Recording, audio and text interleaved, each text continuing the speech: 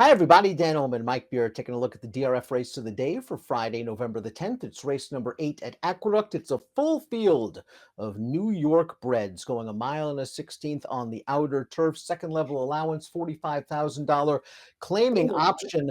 Big field, Mike. Let's go Big Blue, 2-1 on the morning line, but you can make a case for several in here. Yeah, I think he deserves to be the favorite. Let's go Big Blue, but he's not, he doesn't hold a huge edge over this field, Dan. He also has post 10 to contend with this time. So we'll see if he can work out the right trip in this race. Not an easy post to be sure at the Big A, but he could get some pace to attack. As we throw up the time forms here, the red bar, which indicates this pace could be fast. It's all coming together. Has a good amount of early speed. Rough Draft is fast. Curly Larry and Mo is fast. But I do think it's all coming together. If he breaks, is going to try to get to the front.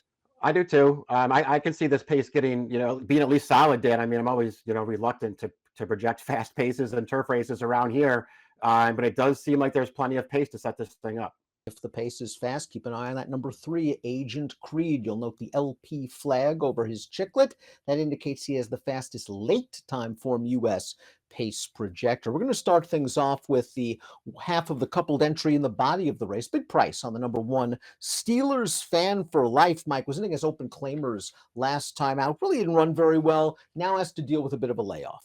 Yeah, I mean, he's hard to make a serious case for in this race. That he doesn't win very often. I think his most recent win, I want to say over 3 years ago. I personally, I'm a big fan of this horse. He just happens to be in pretty tough in a race like this. The horse that beat him last time, I did come back to run third in a $50,000 starter allowance at Delaware with an 83 buyer, but as Mike mentioned, he doesn't win very often, and he might be in somewhat tough. The 2 is Citizen K. This horse drew the inside post position. Manny Franco up for Horacio de Paz. Sort of an even effort last time out, Mike, where he stayed close to a solid pace and just couldn't kick home with several of these. From this inside post, however, he can maybe work out a pocket trip. Yeah, he could. I thought his last race was sort of a tough call, Dan. I mean, he got to save a lot of ground, and I don't want to say he had a bad trip, but when you watch the replay, the stretch run in particular, I mean, he never really came clear in there. It's hard to say how much horse he actually had, but man, this horse never really came clear to run in that race. So maybe he actually ran a little bit better than he looks. I mean, I don't love him in this race, but he's 10-1 from a good post, and I could use him. Time Form believes that Agent Creed is the best closer in this race, and he certainly fired home last time out when given a fast pace to work with. This was back in mid-September. You see him on the far outside, and again, they went quick early. This horse is going to rally late for second, and the horse that ran fifth has turned out to be a very good New York bred on dirt. Returning to win with a 101 buyer and then taking the Empire Classic. This horse is running on at the end, Mike, just maybe not good enough on the day. Yeah, not good enough. He had pace in front of him here. It set up very well for his run. He had a clean run into it. He's only second best. You saw Let's Go Big Blue right there to his inside through the stretch run there, and he did manage to get by that horse.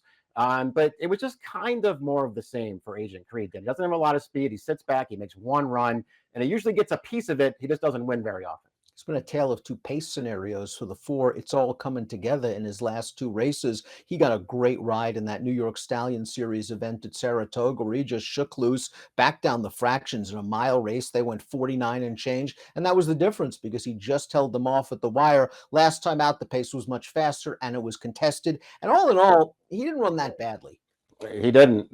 This horse has gotten good through the second half of his 3-year-old campaign, Dan. They're going to face some older horses here. We'll see if it works against them. The pace, the projected pace that we saw from Time Form US, that could also work against this horse in here if other horses go. But this horse is in really good form right now. Rough Draft is another horse that can be part of the pace picture. He was part of a fast pace last time out. That was the Agent Creed race we saw. Rough Draft was up close. He attacked on the turn. He got very tired at the end and finished 7th. He's a horse, though, that is so lightly raced that you can peg future improvement for him. I think that's true. And he was, part of that solid pace last time from the outside. Dan, 2 starts back, however, that was a pretty slow pace. And he sat right up there and he couldn't quite get the job done. This horse is still lightly raced. I think he does have some talent.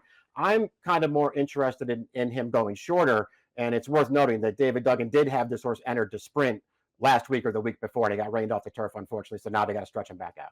The 6 King of Comedy is also lightly raced, unlike Rough Draft, who's 4. King of Comedy is 3, and he got a great trip and ride to win 3 starts back at Belmont, a race where he just was able to just walk away from the field on the backstretch and had plenty left. He was much the best. In his last 2 races, he kind of underperformed. I expected a little more in the Violet. I thought the trip was there for him. Maybe he didn't care for the good ground. In a similar situation last time out, where he sort of sat second over, came into the stretch, and was just even in between. Is he better when he makes the lead? Because it's hard to imagine him making the lead in here. Yeah, agreed. That's the real question, isn't it? But he's another lightly raced 3-year-old, and I do think you can project improvement for this horse. Dan, he ran fine last time. You know, like you, I didn't see a big excuse for him there, and he was right alongside Let's Go Big Blue all through the stretch, and they both got overtaken. And listen, they dueled for third in there, and Let's Go Big Blue just got it from this horse, but I don't know. They both ran fine in there. This horse will be a better price than Let's Go Big Blue this time. I could see using this horse. The 7 Running with Scissors looks like a really nice value play. 10-1 on the morning line. Joel Rosario.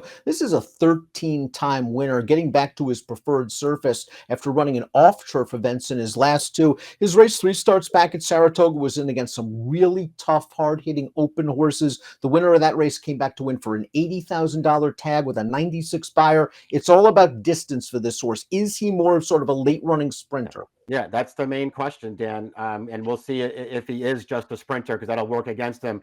But you know that if he can get this far, he's good enough to beat this field. And it's a very interesting race when they tried to stretch him out at Saratoga for the first time in forever. They went beyond a sprint distance with him. I don't know what was going on throughout the running of that race, but Jose Ortiz never made any kind of a move to get this horse into position. He didn't do it up the backstretch. He didn't do it around the second turn. He didn't do it into the upper stretch. And then he finally let him run through the final eighth of a mile or so. And this horse actually made up some ground in there. I think it was a deceptive performance. I think he's interesting stretching back out in this race, Dan, because he can beat these horses if he gets the distance.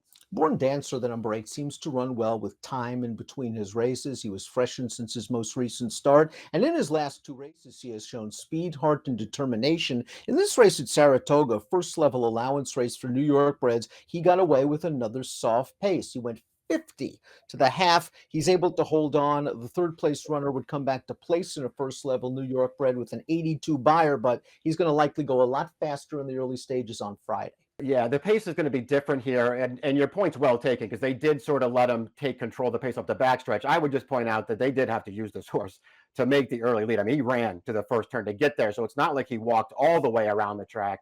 I like his last 2 races just fine at 15-1. I'm not, taking a big position against this horse because I think he's pretty good. It's just a tougher scenario this time. The 9 is Curly, Larry, and Mo, who made his first start for the high percentage Mid-Atlantic trainer Brittany Russell 2 starts back at Laurel. It was his first start of a little bit of a break. He was very, very fresh in that race, and he got run down late. His subsequent performance at Delaware was a much easier time of it against an easier field, and he just struts his stuff in the stretch. Again, a situation where he's unlikely to get this sort of trip. He's going to be facing tougher company, although he did beat open horses at Delaware. Oh, yeah, exactly. He's not over his head in this kind of a race. It doesn't seem like. It's just a question of whether you feel like he can make the lead, or if he can't, is he as effective without it? Because it's pretty clear looking at his PPs, Dan. He wants to be on the lead. All of his good races are when he's involved early. And so can he withstand that in this kind of a race? I think he probably can. Morning line favorite in here is the 10, Let's Go Big Blue. As we mentioned, he's going to have to overcome an outside post position. He finished first in the Violet. He got DQ'd at Saratoga. His last race is not a throwout. It was washed off.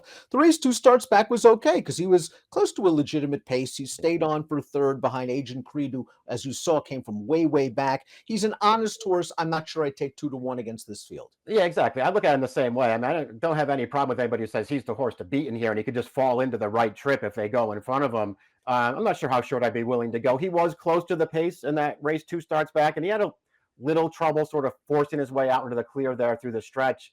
I don't know. I like him as a horse, Dan. I know that he could win here. I would just probably bet somebody else if he's around 2-1.